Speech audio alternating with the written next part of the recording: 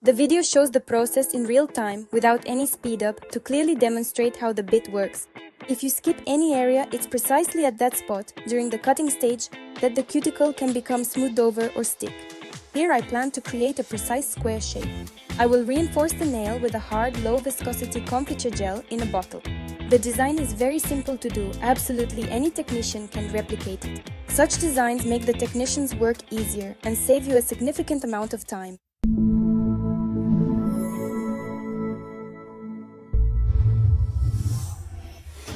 Hello, my name is Olga Tolkacheva and I am the lead instructor at the Biotech School. Today, I will show you how to treat thin and delicate cuticles. We will go over a common mistake that technicians encounter when working with the hardware technique, smoothing or sticking of the cuticle during the cutting stage. We'll discuss why this happens and how to avoid it. I start by examining the work area. My model's skin is very thin and delicate. For this manicure stage, 2 bits will be enough. I remove the old material and proceed to open the pocket. The cuticle fits quite tightly to the nail, so first I go over it with an orange stick, separating the cuticle from the nail and checking for any adhesions. Then I finish opening the pocket with a pusher. This workflow allows me to open the pocket as much as possible so I can see exactly where I'll be working next with the bits. There isn't much pterygium, so to treat it I use a diamond drop bit with a soft abrasive. It gently removes everything, and since the pterygium is a bit dry, using a soft abrasive will get rid of it fairly quickly. The video shows the process in real time without any speed up, to clearly demonstrate how the bit works and how quickly it handles the task. I made the first pass with the bit from the center of the cuticle to the end of the lateral fold. I removed most of the calloused skin on the first pass and then go over it a second time to clean everything up as much as possible, but this time a bit deeper. To make sure the bit removes everything quickly, pay attention to how I move it. I work in short strokes, keeping the bit as close to the skin as possible without lifting it, and I try to use the working surface of the bit as much as I can. And after 2 passes, everything is already clean. But that's never enough for me, so I do a final check pass to make sure I've cleaned everything. Then I switch to reverse and work on the right side. I work at a speed of 15,000 revolutions per minute, following all the same rules. I lightly glide the bit over the nail without applying pressure, removing the pterygium from its surface. But when cleaning the pterygium, I always apply the main pressure of the bit to the skin. When working with the bit in the sinus area, always make sure that the bit lies flat and does not lift at an angle. Otherwise, if you raise it, the tip of the bit will cut into the nail plate. The drop-shaped bit is very convenient for cleaning roughness on the lateral nail folds. I always recommend cleaning the sidewalls with the first bit as much as possible, so that you spend less time processing them later. And here I do a final pass, checking if I've cleaned everything, smoothing out any roughness, and while staying in reverse, I will now invert the cuticle to prepare it for cutting. I position the bit at a slight angle to the cuticle and, with gentle pressure, pressing the bit into the skin, I move from right to left. As you can see, the cuticle, where it is present, turns outward, as if it's being lifted up. But be sure to watch the tip of the bit, control it so it doesn't press into the nail, otherwise you'll file through it. How much you lift and turn out the cuticle will determine the cutting stage.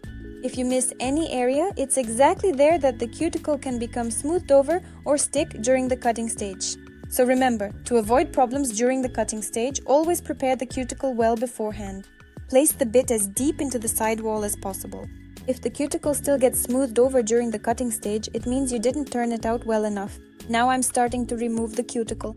I'm working with a diamond ball bit with a diameter of 3.5 millimeters.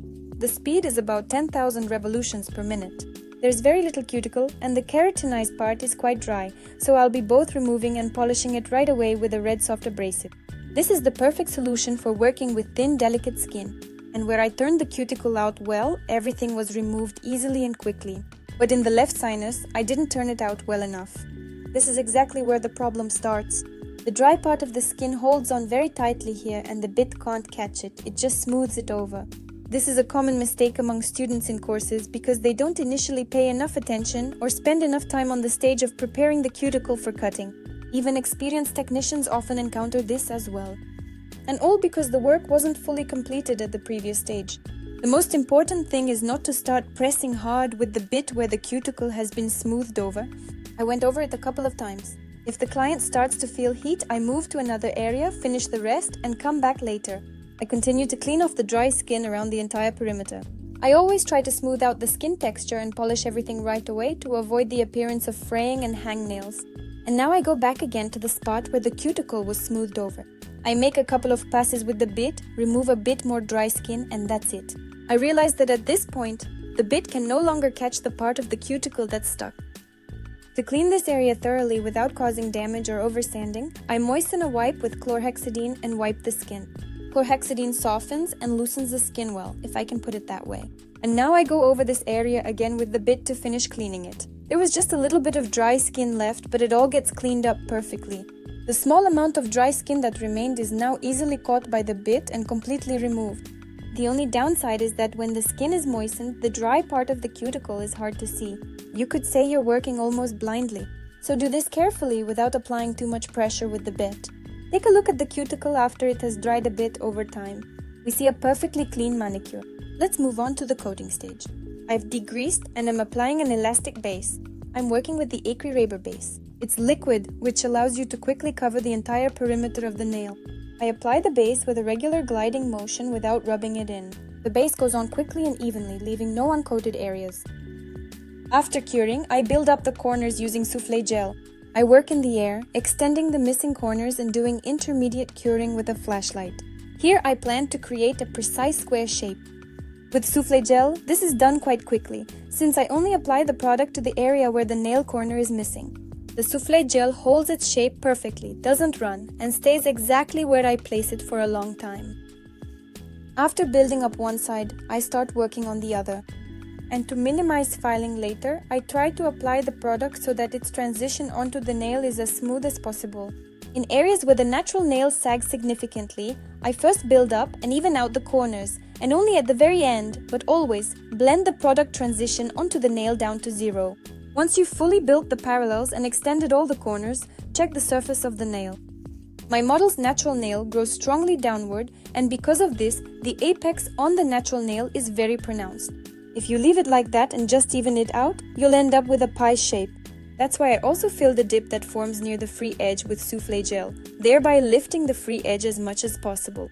After filling the space with gel, I'll repeat. To minimize the need for filing, I carefully blend the edge of the souffle into the nail, feathering it out with a brush. I'm working with shade number 2. After filing, it will give the effect of a natural nail at the free edge. And after fully curing in the lamp, I shape the nails, filing them into a sharp square. But don't forget, we still need to work on the free edge. First, I set the thickness of the free edge, removing excess material with a drill bit without turning the nail over, looking straight at the tip. This makes it easier to see its thickness.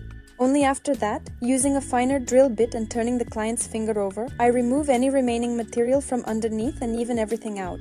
I finished filing everything, removed the dust, and degreased. Now we can move on to leveling and building the architecture. But first, let's assess the intermediate result. Let's compare once again what the nail looked like originally and how it looks now. I will reinforce the nail with a hard, low-viscosity Confiture Gel in a bottle.